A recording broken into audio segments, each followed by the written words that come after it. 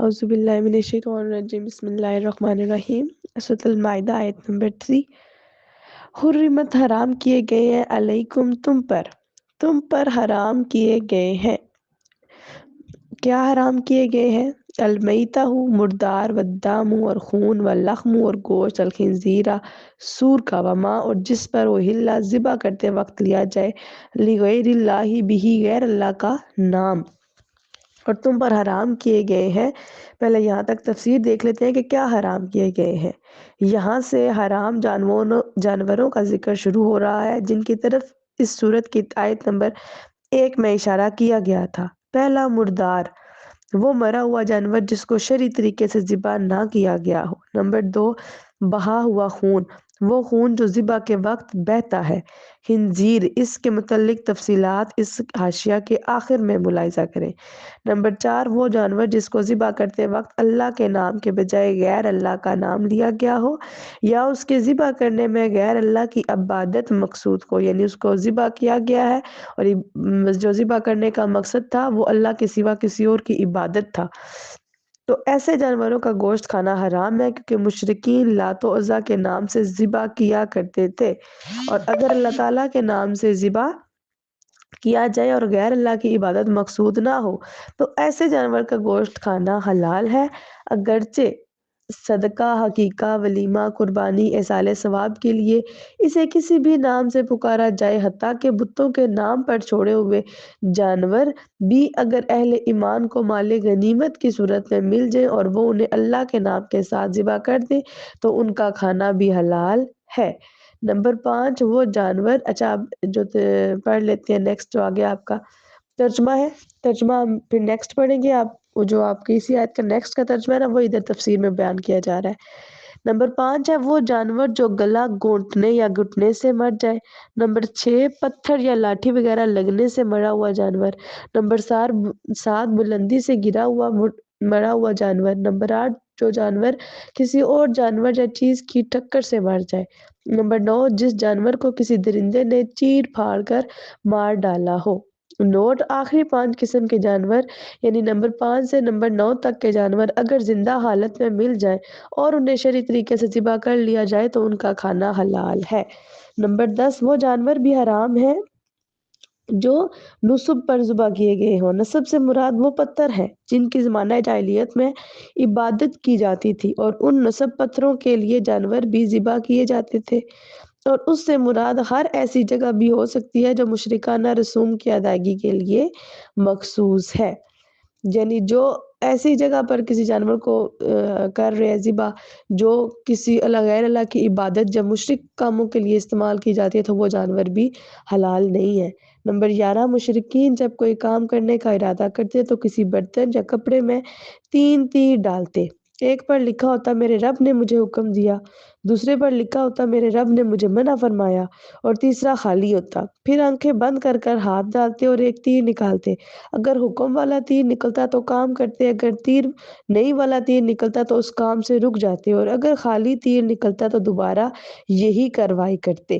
اہل اسلام کو اس توہم پرستی سے روکا جا رہا ہے کہ مسلمان کو کوئی کام کرنے سے پہلے قرآن سے مشورہ لینا چاہیے اور پھر قرآن کی رہنمائی میں اپنی عقل خداداد کو استعمال کرنا چاہیے، یعنی جو عقل آپ کو اللہ نے دی ہے پہلے قرآن و حدیث سے اس کا رہنمائی لیں اور پھر اپنی عقل کے مطابق اس کا فیصلہ کریں۔ یہ عقل و دانش کی کتنی بڑی توہین ہے کہ کسی کام کے اچھا یا برا ہونے میں عقل سے کام نہ لیں اور محض اتفاقات پر اپنے اعمال کی بنیاد رکھیں۔ حرام جانوروں کے سلسلے میں اس کا ذکر کرنے کی وجہ یہ ہے کہ اہل عرب کی یہ بھی عادت تھی کہ چند آدمی شریک ہو کر کوئی اونٹ یا بھیڑ بکری ذبح کرتے اور گوشت کی تقسیم جوئے کے تیروں سے کرتے تھے، جس میں کوئی تو بالکل محروم رہتا، کسی کو بہت زیادہ مل جاتا اور کسی کو اپنے حق سے کم ملتا تھا۔ اسی لیے جانوروں کی حرمت کے ساتھ اس طریقہ کار کی حرمت کا بیان بھی کر دیا گیا ہے تاکہ کسی کی حق تلفی نہ ہو۔ قرآن مجید میں خنزیر کا بیان۔ قرآن مجید نے خنزیر کے گوشت کو حرام قرار دیا ہے اور 4 مقامات پر اس کا ذکر ہے۔ سورۃ نمبر 2 کی آیت نمبر 173، سورۃ نمبر 5 کی آیت نمبر 3، سورۃ نمبر 6 کی آیت نمبر 145 اور سورۃ 16 کی آیت نمبر 115 میں۔ خنزیر اور بائبل، قرآن سے بہت پہلے بائبل بھی خنزیر کے گوشت کو حرام اور ناپاک قرار دے چکی ہے۔ ملاحظہ فرمائیں، خنزیر کا گوشت نہ کھاؤ، حتیٰ کہ اس کے مردہ جسم کو ہاتھ بھی نہ لگاؤ، یہ تمہارے لیے ممنوع خوراک ہے، یعنی تمہیں اس سے منع کیا گیا ہے۔ نمبر 2، خنزیر یہ تمہارے لیے ناپاک ہے، یہ ان کا گوشت کھاؤ اور ان کے مردار جسم کو ہاتھ لگاؤ۔ بائبل کے عہد نامہ قدیم کے اسی صراحت کی وجہ سے یہودی بھی خنزیر کا گوشت نہیں کھاتے تھے۔ اب خنزیر انسانی صحت کے لیے خطرہ ہے، یہ دیکھ لیتے ہیں ذرا، لیکن اس سے پہلے جو آپ کا ترجمہ ہے وہ تھوڑا دیکھ لیتے ہیں کہ تم پر حرام کیے گئے ہیں مردار خون خنزیر کا گوشت، جس جانور پر ذبح کے وقت اللہ تعالیٰ کے سوا کسی اور کا نام پکارا گیا ہو، گلا گھوٹنے سے مرنے والا، چوٹ کھا کر مرنے والا، بلندی سے گرا کر مرنے والا، سینگ لگنے سے مرا ہوا، جس کو درندے نے کھایا ہو، سوائے اس کے جس کو تم نے زندہ پا کر ذبح کر لیا ہو، جو بتوں کے تھانوں پر ذبح کیا گیا ہو، اور جوئے کے تیروں سے تمہارا تقسیم کرنا، یہ سب گناہ ہے۔ ہاں جی، یہ سب یہاں تک، ہاں جی یہاں تک ٹھیک ہے۔ نیکسٹ ہم تفسیر دیکھ لیتے ہیں کہ خنزیر انسانی صحت کے لیے خطرہ کیسے ہے۔ ویسے تو مسلمانوں کے لیے صرف یہی بات کافی ہے کہ اللہ تعالیٰ اور اس کے رسول مکرم صلی اللہ علیہ وآلہ وسلم نے خنزیر کا گوشت کھانا حرام کر دیا گیا ہے، لیکن انہیں یہ بھی یقین ہے کہ اللہ تعالیٰ ہر چیز کی خاصیات اور اس کے اثرات سے خوب آگاہ ہے۔ اس نے انسانی خوراک کے لیے جن چیزوں کو حرام قرار دیا ہے، ان میں انسانی زندگی کے کسی نہ کسی پہلو کے اعتبار سے نقصان ضرور ہوتا ہے، چاہے لوگوں کو اس نقصان کا علم ہو یا پھر نہ ہو۔ جس طرح ڈاکٹر جب ایک مریض کو کسی مخصوص خوراک سے منع کرے تو اس مریض کی بہتری اسی میں ہے کہ وہ اس خوراک سے باز آ جائے، چاہے اس خوراک کے نقصان کا اسے ذاتی طور پر علم ہو یا پھر نہ ہو۔ آج تک تو یہ یقین ایمان بالغیب کی حیثیت رکھتا تھا، لیکن اب یہ ایمان بالشہادت کا درجہ اختیار کر گیا ہے، کیونکہ جدید میڈیکل سائنس اور خنزیر کھانے والوں کی اپنی تحقیق بتا رہی ہے کہ اس کے گوشت میں مضر صحت اجزاء موجود ہیں اور وہ کئی قسم کی بیماریوں کا سبب بنتا ہے۔ ان میں سے ایک اہم بیماری کا نام ٹریکیٹوز، جس کی تفصیلات درج ذیل ہیں۔ ٹریکیٹوز ایک بیماری ہے جو انسانوں میں عام طور پر اس وقت پیدا ہوتی ہے جب وہ خنزیر کا ایسا گوشت کھاتے ہیں جس پر ٹریکینیا کیڑے ہوں اور وہ گوشت اچھی طرح پکا ہوا نہ ہو۔ سب سے زیادہ یہ بیماری یورپ اور امریکہ میں پائی جاتی ہے۔ صرف امریکہ اس بیماری کے واقعات 15 سے 20% تک پائے جاتے ہیں۔ اور ٹریکینیا داغے کی طرح باریک کیڑے ہیں جس سے ٹریکیٹوز بیماری جنم لیتی ہے۔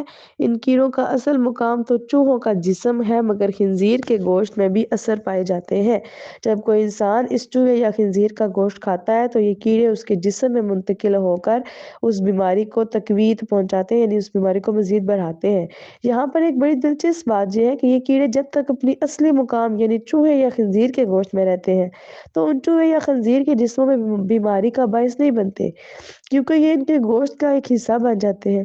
لیکن جب کوئی انسان اس کے گوشت کھاتا ہے تو یہ اپنی فطرت سے مختلف جسم میں جا کر بیماری کا سبب بنتے ہیں۔ اس سے صاف ظاہر ہوتا ہے کہ ان دو جانوروں خنزیر اور چوہے کا گوشت انسانوں کے کھانے کے قابل نہیں ہے۔ خنزیر اور اخلاقی بگاڑ۔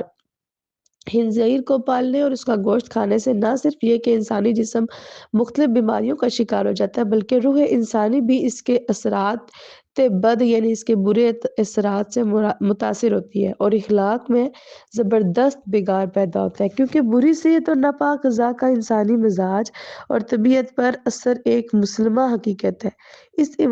اس حوالے سے دی انگلش پگ کے مصنف کے خیالات ذرا ملاحظہ کریں۔ جس طرح کسی جانور کو پالتو بنانے سے اس جانور کی فطرت اور چال ڈال میں تبدیلی آ جاتی ہے، اسی طرح یہ عمل جانور کے ساتھ ایسی تکلفیں بھی پیدا کرتا ہے جو انسان کے شعور پر اثر انداز ہوتی ہے۔ اس حقیقت کو اگر آپ مشاہدہ کرنا چاہیں تو یورپ، جہاں خنزیر کو بڑے اہتمام سے پالا جاتا ہے اور اس کا گوشت بڑے شوق سے کھایا جاتا ہے، کی تہذیب پر ایک نظر ڈالیں، جہاں بے حیائی اور فحاشی عام ہے۔ عورت चौराहा का गड़ा बन चुकी है और जिनसी प्यासे कतार में खड़े अपनी बारी का इंतजार कर रहे हैं और यूरोपीय मर्द बेगारती का इश्तिहार सीने पर अवेजा किए ये सारा तमाशा देखते हैं। अगर कहा जाए कि ये सब कुछ खिंजीर की सोबत और उसके हराम और नापाक गोश्त का असर है तो ये बेजा ना होगा, क्योंकि मशहूर है कि मादा खिंजीर के साथ जब एक खिंजीर जुफ्ती कर रहा होता है तो दूसरे खिंजीर करीब खड़े देख रहे होते हैं और अपनी बारी का इंतजार कर रहे होते हैं, जबकि दीगर सारे जानवर अपनी मादा के बारे में बड़े गैरतमंद होते हैं और दूसरे नरकों को उसके करीब नहीं आने देते। अब देखते हैं कि खंजीर जानवर कैसा है। खंजीर नहायत गलीज यानी नापाक, काहिल और काबिल नफरत और बेगैरत जानवर है। हम यहाँ चंद हवाले पेश कर रहे हैं और लुत्फ की बात यह है कि ये राय उन लोगों की है जो खंजीर को पालते हैं और उसका गोश्त भी खाते हैं। मुदही लाख पर बाड़ी है गवाही तेरी। खंजीर एक मोटा, सुस्त, बेवकूफ और गंदा जानवर है जो हमेशा कचरा और गलाजत में रहता है। नंबर 2, खंजीर बचपन ही से बहुत सी चीजें खाना शुरू कर देते हैं। शुक्र अल्हम्दुलिल्लाह, जिनमें मट्टी और उसकी मां की गलाजत भी शामिल है। बर्तानिया में लंकाशायरा का एक आदमी जो 1893 में पैदा हुआ, वो अपने बचपन को याद करते हुए कहता है कि उस जमाने में जब के लोग घरों के पिछले अहाते में क़ज़ाए हाजत करते थे, यानी बैतुल खुला नहीं है था, वॉशरूम वगैरह नहीं थे, तो अपने घरों की पिछली साइड पे जाते थे, तो बहुत से लोग घरों के पिछले अहाते में एक खंजीर रखते थे जो उन गलाजत को खा जाता था। खंजीर किसान का बेहतरीन खाका रूप और उसकी बीवी के लिए सबसे बढ़कर सेहत बख्श सिंह है, क्योंकि उसकी खुराक वो चीजें हैं जो सहन में गल सड़ जाती है। नीज ये किसान से बीच चल के अस्तबल की गर्दो गुबार, इंसान की गलाजत, कूड़ा क्रिकेट और उसके अहाता की घास फूस लेता है और किसान की बीवी से शराब बनाने का फजला, दूध की तलपलट और टब का गंदा पानी लेकर खूब सेहतमंद रहता है। खंजीर अपनी जिंदगी में इंसानियत की कोई खिदमत नहीं करता सिवाय इस गंदगी हटाने के जो दूसरे जानवर कर देते फैला देते हैं। खंजीर के मुतल्लक ज्यादा दुरुस्त बात यही है कि इसमें कोई काबिल तारीफ या दिलकश खासियत नहीं है।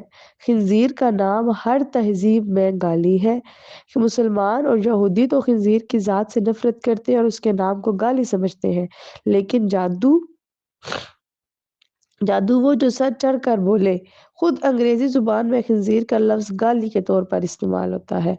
दर हकीकत खंजीर एक ऐसा अहमक, बेगैरत और गंदा जानवर है कि जब किसी इंसान को इसके नाम से पुकारा जाए तो उसका मतलब ये होता है कि वो इंसान लालची, शराबी, बदपरहेज और गैर मजहब है। अंग्रेजी जुबान में खंजीर के लिए पिग, स्वाइन और हॉग के अल्फाज इस्तेमाल किए जाते हैं। इन अल्फाज को जब किसी इंसान के लिए इस्तेमाल किया जाए तो उसका मतलब ये होगा कि वो इंसान लालची, गंदा, बदइखलाक, खुदगर्ज, मकरूह, नाखुशगवार, बदबूदार और नफरत अंगेज है। अब नेक्स्ट देखते हैं कि खंजीर का गोश्त क्यों हराम है। आप पढ़ चुके हैं कि खंजीर के लफ्ज और उसके माना में कोई खैर का पहलू नहीं है और उसकी अदात और खुराक में कोई अच्छाई नहीं है। उसका गोश्त खाने में बीमारी के खतरात हैं। वो गलाजत खाने का इस कदर दिलदादा है कि अगर उसको साफ जगह पर बंद कर दिया जाए तो वहां भी अपनी गलाजत खाकर अपना ज़ोक़ बदबू पूरा कर लेता है। ऐसे गंदे जानवर को तो देखना भी तबीयत पर ग्रां गुजरता है, तो उसका गोश्त बंदा कैसे खाए। नेक्स्ट देखते हैं इसी आयत का नेक्स्ट पार्ट जो है, वमा जुबिहा, जो ज़िबा किया हो। नेक्स्ट देखते हैं, अलजौमा, आज का दिन, या ईसा मायूस हो गए हैं, अल्लज़ीना, जिन्होंने कुफर इख्तियार किया था, मिन दीनुकुम, तुम्हारे दीन से, वला तखशौ, सो ना डरो तुम हुम उनसे। आज काफिर तुम्हारे दीन पर गालिब आने से मायूस हो गए हैं, लिहाजा तुम उनसे ना डरो। इसकी जरा तफसीर देख लेते हैं कि कुफार रोज़े अव्वल से ही दीन इस्लाम को मिटाने में सरगर्म थे। उन्हें उम्मीद थी कि इस्लाम एक दिन ख़त्म हो जाएगा और मुसलमान फिर कुफर की तरफ लौट आएंगे, लेकिन हिज्जतुल विदा के मौका पर इस्लाम की शान और शौकत देखकर उनके सारे अंदाजे गलत साबित हो गए और वो इस्लाम को मिटाने से मायूस हो गए। बल्कि उन्हें यकीन हो गया कि इस्लाम की बुनियादें इतनी मजबूत हैं कि वो कभी मिट ना सकेगा। نیز قرآن نے بھی اعلان کر دیا کہ اہل اسلام کو اب کفار سے ڈرنے کی کوئی ضرورت نہیں ہے، انہیں صرف اللہ تعالیٰ سے ڈرنا چاہیے اور اسلام پر عمل کرنا چاہیے۔ اب کفار میں اتنی طاقت نہیں کہ وہ اسلامی معاملات میں مداخلت کر سکیں۔ اس آیت سے یہ بھی اشارہ ملتا ہے کہ کرونا اولا کے مسلمان صرف اللہ تعالیٰ سے ڈرتے ہیں اور اسی پر استقامت کے باعث وہ کفار پر غالب آ گئے ہیں۔ اسی طرح اگر آج بھی مسلمان صرف اللہ تعالیٰ سے ڈریں اور اس پر ثابت قدم رہیں تو کوئی کافر طاقت ان پر غالب نہ آ سکے گی۔ وَخْشَوْنَا اور ڈرو مجھ سے، الیوم آج کے دن، اکملت میں نے مکمل کر دیا ہے، لکم تمہارے لیے، دینکم اپنا تمہارا دین، وَأَتْمَمْتُ اور پوری کر دی ہے، علیکم تم پر، نعمتی اپنی نعمت۔ آج میں نے تمہارے لیے اپنا دین مکمل کر دیا ہے۔ اس کی ذرا تفسیر دیکھ لیتے ہیں کہ یہ آیت ہجرت کے 10ویں سال حجۃ الوداع کے موقع پر میدان عرفات میں 9 ذی الحجہ بروز جمعۃ المبارک عصر کے وقت نازل ہوئی۔ اس وقت میدان عرفات میں 1 لاکھ سے زائد مسلمان موجود تھے اور عرب کے اکثر علاقوں میں اسلام کا پرچم لہرا رہا تھا۔ یہ آیت امت مسلمہ پر اللہ تعالیٰ کی طرف سے ایک عظیم نعمت ہے۔ اس آیت میں بتایا گیا ہے کہ جس دین کو لے کر حضور پاک صلی اللہ علیہ وآلہ وسلم تشریف لائے، آج اس کے سارے احکام و فرائض، عقائد و آداب اور حلال و حرام کا بیان پایۂ تکمیل کو پہنچ گیا ہے۔ اس کا مطلب یہ نہیں ہے کہ پہلے دین ناقص تھا، یعنی پہلے دین میں کوئی نقص نہیں تھا۔ دراصل دین ہر زمانے میں ہی کامل تھا، فرق صرف اتنا ہے کہ پہلے دین ایک مخصوص زمانے اور علاقے کے لیے کامل تھا اور اب پوری دنیا میں قیامت تک کے لیے کامل ہے۔ نیز تکمیل دین کی صورت میں نعمت خداوندی بھی پوری ہو گئی اور دین اسلام جو تمام سابقہ انبیاء اور رسل کا دین تھا اور اپنے اپنے زمانے کی ضروریات کے مطابق کامل دین تھا، وہی دین اپنی آخری اور عالمگیر کامل صورت میں تمہارے لیے پسند کیا گیا ہے۔ اس آیت میں اللہ تعالیٰ نے اہل اسلام کو خبر دی ہے کہ اسلام ایک کامل دین ہے اور اس میں کسی اضافے کی ضرورت نہیں ہے۔ یہ دین پورا ہے، اس میں کوئی نقص نہیں ہے، یہ پسندیدہ دین ہے، اس میں اللہ تعالیٰ کی ناراضگی کا کوئی اندیشہ نہیں ہے، اور جو بھی اس دین کو چھوڑ کر کوئی اور دین اپنائے گا وہ اللہ تعالیٰ کے ہاں قابل قبول نہیں ہوگا۔ یہ آیت حضور پاک صلی اللہ علیہ وآلہ وسلم کے آخری نبی ہونے کی واضح دلیل ہے، کیونکہ جب دین مکمل ہو چکا، اس کے احکام میں رد و بدل کی گنجائش نہ رہی تو پھر کسی دوسرے نبی کے آنے کی ضرورت بھی نہیں رہی۔ اس آیت کو سن کر صحابہ کرام نے خوشی و مسرت کا اظہار کیا، لیکن حضرت ابوبکر صدیق پر گریہ طاری ہو گیا اور رونے کی وجہ دریافت کرنے پر فرمایا، یہ آیت بتاتی ہے کہ حضور پاک صلی اللہ علیہ وآلہ وسلم کی وفات کا وقت قریب آ گیا ہے، کیونکہ تکمیل دین کے بعد بسط نبوت کی ضرورت بھی پوری ہو جاتی ہے۔ چنانچہ فی الواقعہ ایسا ہی ہوا اور آنے والے چند ماہ میں حضور پاک صلی اللہ علیہ وآلہ وسلم اس دنیا سے رخصت فرما گئے۔ حضرت ابن عباس رضی اللہ تعالیٰ عنہ نے اس آیت کو پڑھا اور ان کے پاس ایک یہودی تھا۔ اس نے کہا، اگر یہ آیت ہم پر نازل ہوتی تو ہم اس دن کو عید بنا لیتے۔ حضرت ابن عباس نے فرمایا، یہ آیت 2 عیدوں کے دن نازل ہوئی، یعنی جمعہ کے دن اور عرفات کے دن، یعنی یہ دونوں عید دن ہمارے لیے پہلے ہی عید کا درجہ رکھتے ہیں۔ اس روایت سے یہ اشارہ بھی ملتا ہے کہ جس دن کوئی نعمت یا خوشی حاصل ہو اس دن کو خوشی کا دن منانا جائز ہے، ورنہ حضرت ابن عباس رضی اللہ تعالیٰ عنہ صاف فرما دیتے کہ اسلام میں کسی نعمت یا خوشی والے دن کو بطور خوشی اور عید کا منانا بدعت ہے۔ اس سے معلوم ہوا کہ عید میلاد النبی صلی اللہ تعالیٰ علیہ وآلہ وسلم بھی منانا جائز ہے، کیونکہ حضور پاک صلی اللہ علیہ وآلہ وسلم اللہ تعالیٰ کی نعمتوں میں سب سے بڑی نعمت ہے، اور آپ صلی اللہ علیہ وآلہ وسلم اپنی پیدائش کی خوشی میں ہر سوموار کو روزہ رکھتے تھے۔ نیکسٹ دیکھتے ہیں، وردیتو اور میں نے پسند کر لیا ہے، لکم تمہارے لیے، الاسلام اسلام کو، دینن بطور دین، فمنی پس جو ترا لاچار ہو جائے، فی مخمصۃ بھوک میں، غیری در حالانکہ نہ ہو، مختجنف جھکنے والا، اسمی گناہ کی طرف، فإن اللہ تو بے شک اللہ، غفور بہت بخشنے والا، رحیمن ہمیشہ رحم فرمانے والا۔ پس جو میں نے تمہارے لیے اسلام کو بطور دین پسند کر لیا ہے، پس جو شخص بھوک میں مجبور ہو جائے اور کوئی حرام چیز کھا لے تو بشرطیہ وہ گناہ کی طرف مائل نہ ہونے والا نہ ہو، تو بے شک اللہ تعالیٰ بہت بخشنے والا اور رحم فرمانے والا ہے۔ اس کی تفسیر دیکھ لیتے ہیں کہ اگر کوئی شخص مجبور ہو جائے اور بھوک کی وجہ سے اس کی زندگی خطرے میں پڑ جائے تو مذکورہ حرام چیزوں سے بقدر ضرورت کھا سکتا ہے تاکہ وہ اپنی زندگی بحال رکھ سکے، اور اس کی مجبوری کے باعث اللہ تعالیٰ اسے معاف فرمائے گا۔ اور اس آیت سے اس بیمار کے حرام کھانے کی بھی گنجائش نکل سکتی ہے جس کی بیماری کے لیے حرام کو سوا کوئی